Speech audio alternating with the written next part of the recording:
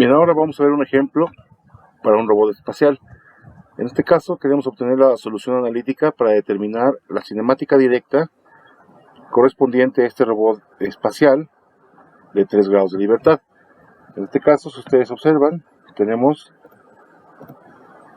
3 rotaciones y 3 eslabones, donde cada eslabón tiene una magnitud, en este caso de L1, L2 y L3. Tenemos este cuerpo que tiene una rotación θ1, este tiene una rotación θ2 y este una rotación θ3.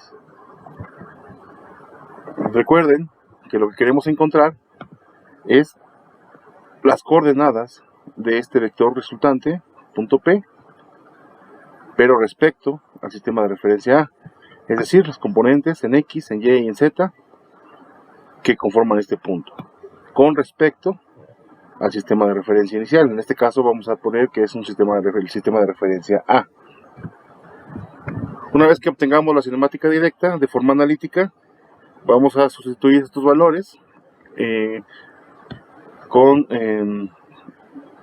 estos valores numéricos, L1, L2 y L3, para cada uno de estos ángulos. Ahora, igual que en el ejemplo anterior, lo primero que tenemos que hacer es generar o posicionar los sistemas de referencia para los cuales vamos a trabajar. En este caso, fijamos el sistema de referencia A, que estamos en el acuerdo de que es de acuerdo al sistema, la regla de la mano derecha. Para propósito de simplicidad, yo voy a colocar el sistema de referencia B con respecto al mismo origen, es decir, comparten el mismo origen con el sistema de referencia A, ¿sí? Y en este caso tenemos una rotación en Z. El siguiente sistema de referencia, que es el sistema de referencia C, lo corremos hasta la siguiente articulación, donde, si ustedes observan, tenemos el mismo origen, bueno, recorremos el origen, mejor dicho. Lo que mantenemos es la orientación de los ejes o del sistema de referencia con respecto al sistema de referencia B, con la diferencia que en este caso estamos rotando en el eje Y un ángulo de θ2. Ahora, a lo largo del eje X del sistema de referencia C, recorremos hacia el siguiente eslabón a un sistema de referencia D, donde igual mantenemos la misma orientación, recorremos el origen, pero igual que en el caso anterior, rotamos un ángulo θ3 alrededor del eje Y del sistema de referencia D, que está ligado directamente al vector de posición, el punto P, que es del efector final de nuestro robot. Entonces, recuerden que de forma vectorial nosotros lo podremos encontrar como basado en una suma de vectores. Y de forma matricial, lo que queremos encontrar es esta ecuación, donde relacionamos el punto P con respecto al sistema de referencia A con el punto P del efector final, en este caso con respecto al sistema de referencia D. Para lograr lo anterior es necesario realizar una matriz de transformación que nos relacione directamente o nos haga las transformaciones correspondientes para alcanzar los componentes de este punto P con respecto al sistema de referencia A, donde igualmente este es una matriz de 4×1, esto es una matriz de 4×4 y esta es una matriz de 4×1,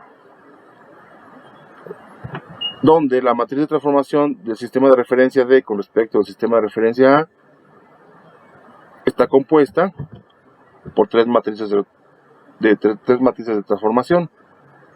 En este caso, como tenemos rotaciones sucesivas, nosotros tenemos que realizar una matriz de transformación respecto de un sistema de referencia con el anterior. En este caso, el sistema de referencia, tenemos una matriz de transformación del sistema de referencia D con respecto a C, otra matriz de transformación del sistema de referencia C con respecto al sistema de referencia B, y una matriz de transformación del sistema de referencia B con respecto a A. De igual manera, en estas matrices van implícitas las rotaciones y las traslaciones de estos puntos con respecto a estos sistemas de referencia. Por lo tanto, tenemos que, para encontrar la matriz de transformación T del sistema de referencia D con respecto al sistema de referencia A, es necesario realizar la multiplicación de estas tres matrices de transformación, las cuales sus componentes están compuestas por esta submatriz de rotación y el vector de traslación. ¿Sí? En este caso, la matriz de transformación de T con respecto del sistema de referencia B con respecto del A, estamos rotando en X un ángulo θ1, de tal manera que en este caso, como comparten el mismo origen, no hay traslación. Y la siguiente matriz, tenemos la matriz de rotación del sistema de referencia B con respecto, la matriz de rotación del sistema de referencia C con respecto al sistema de referencia B, en donde en este caso está rotando en Y un ángulo θ2 y su vector de traslación de B a C con respecto al sistema de referencia B. Finalmente tenemos la matriz de rotación o la submatriz de rotación del sistema de referencia D con respecto al sistema de referencia C, el cual rota alrededor del eje Y un ángulo θ3. Y finalmente, la traslación de ese punto, del origen, entre el origen de la matriz del sistema de referencia C con el D, respecto al sistema de referencia C.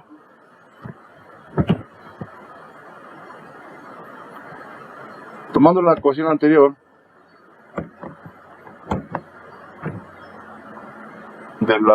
el producto de las matrices de transformación, podemos decir que tenemos que la matriz de transformación de rotación de cada uno de estos sistemas es la siguiente. En este caso, donde la matriz de transformación, la matriz de rotación básica del sistema de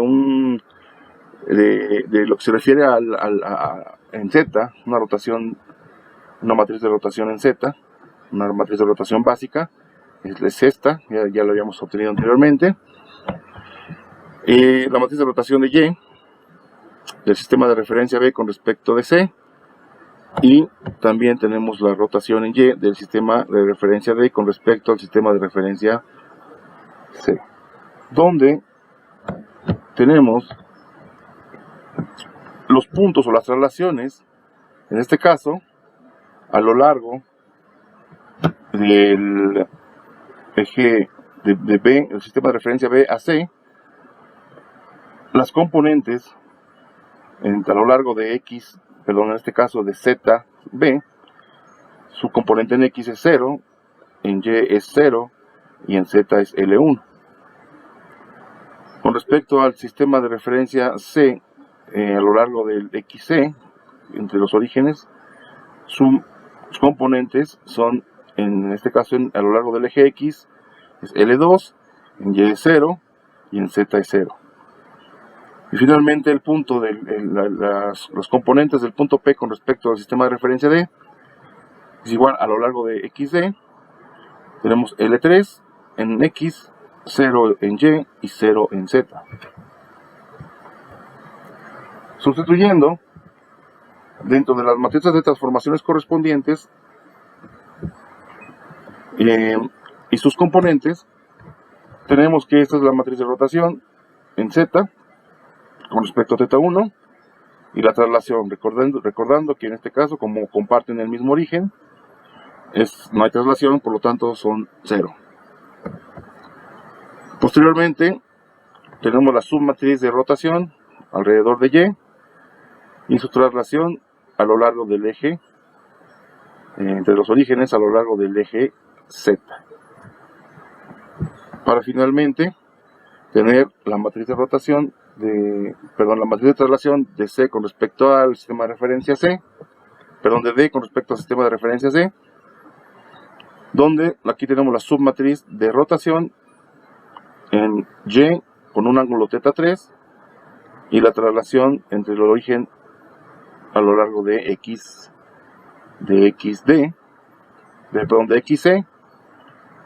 es L2, 0 y 0, donde finalmente vamos a realizar el producto de estas tres matrices representadas en esta ecuación. Ustedes observan, tenemos ya cada una de las matrices correspondientes a las matrices de transformación con respecto a cada uno de los sistemas de referencia. Bien, realizando las operaciones correspondientes, tenemos, haciendo las operaciones entre la matriz de transformación y finalmente nos queda la última matriz de transformación de C con respecto de B, de D con respecto de C, obtenemos la matriz resultante. En este caso, ustedes observan, es un poquito compleja, de tal manera que es necesario realizar algunas reducciones aplicando algunas propiedades trigonométricas. Igual que en el ejemplo anterior, utilizando estas propiedades trigonométricas, nosotros podemos reducir esta matriz resultante de una forma significativa. Esto es, reduciendo la matriz de transformación, aplicando las propiedades trigonométricas anteriores, obtenemos esta matriz de transformación final, y entonces lo que vamos a hacer es sustituirla en la ecuación principal, en este caso es en la matriz de transformación, para poder obtener las componentes del punto P con respecto de A. Sustituyendo, tenemos, ahora sí, las componentes que andamos buscando de la cinemática directa en X, Y y Z con respecto al sistema de referencia A por la matriz de transformación del sistema de referencia D con respecto del sistema de referencia A por la traslación del punto P del sistema de referencia D. Realizando las operaciones correspondientes, finalmente tenemos esta solución. De forma matricial, tenemos los componentes del punto P en X, Y y Z respecto al sistema de referencia A y sus correspondientes soluciones. Recuerden que para propósitos de análisis, estos últimos componentes los descartamos y finalmente obtenemos las componentes cartesianas, en este caso del sistema de referencia A, del punto P con respecto al sistema de referencia A. Para X, L2 por el coseno de θ1 por el coseno de θ2 más L3 por el coseno de θ1 por el coseno de θ2 más θ3. Para Y, tenemos L2 por el seno de θ1 coseno de θ2 más L3 por el seno de θ1 por el coseno de θ2 más θ3. Finalmente, en Z, tenemos L1 menos L2 por el seno de θ2 menos L3 por el seno de θ2 más θ3. De esta forma, con estas coordenadas, nosotros obtenemos la solución analítica a la cinemática directa para un robot espacial de 3 grados de libertad. Ahora, una vez teniendo esta solución, tenemos que sustituir los valores numéricos dados. En este caso, para L1, 2 metros, para L2, 5 metros, para L3, 3 metros, para el ángulo Q1 o θ1 tenemos 30 grados positivos, para Q2 20 grados positivos y para Q3 45 grados positivos, obteniendo la siguiente solución. Tenemos la matriz con cada uno de los componentes y obtenemos los siguientes valores. Para X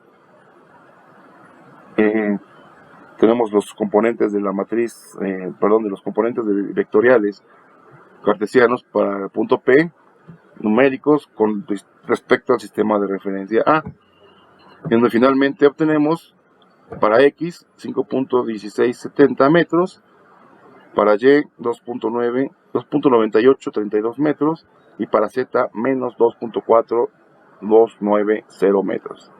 De esta forma, obtenemos la solución numérica de la cinemática directa para un robot espacial de 3 grados de libertad.